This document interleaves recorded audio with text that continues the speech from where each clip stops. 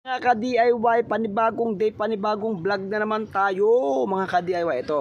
Ito po si Ninang at Ninong Diyos, si Porillo ay magpapa-upgrade or sabihin na lang po natin papaayos niya po yung dati pong sinolard ko noong year of mga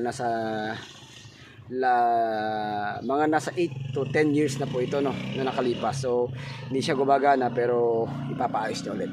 So mga ka-DIY, sundan nyo ito. Tara at samahan nyo ako at pumunta tayo sa bubong. Sa bubong ako ngayon, titignan natin yung solar panel niya. So let's go.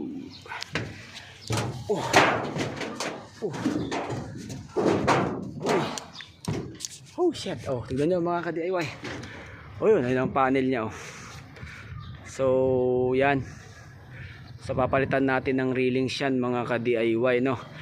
So 150, tatlong 100, tapos isang 150. So talon tayo.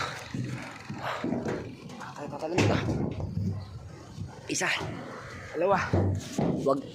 Wag lang malaglag tong cellphone. Tatlo. So hindi tayo magtalon kasi alam naman na natin yung gamit. Ka-DIY.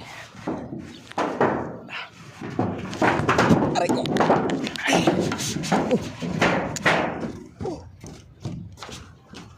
Yan mga ka-DIY, ang mga wire niya okay pa naman, goods pa naman.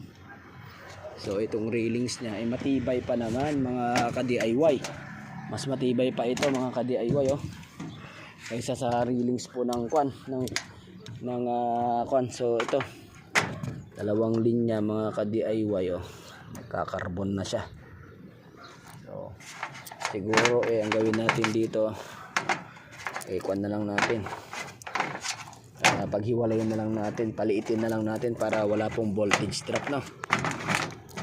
Papaliitin na lang natin ito, paigsiin na lang natin para hindi po siya hindi magkwan yung voltahe, siya pang kumukonsumo. So papalitin na lang natin yan. So yan. So tetesterin natin itong voltahe niya mga ka-DIY. So babalikan natin to at lalagyan natin ng mas magandang tape. Kaya matibay pa naman. So yan, ang lalagyan natin din ng solar yan para sa kanyang hybrid. So dito baka hindi na tayo mag-hybrid, no. Baka doon na lang. So yan. Okay pa naman ito. Pero ito parang nasunog naman na itong panel niya sa loob mga ka-DIY.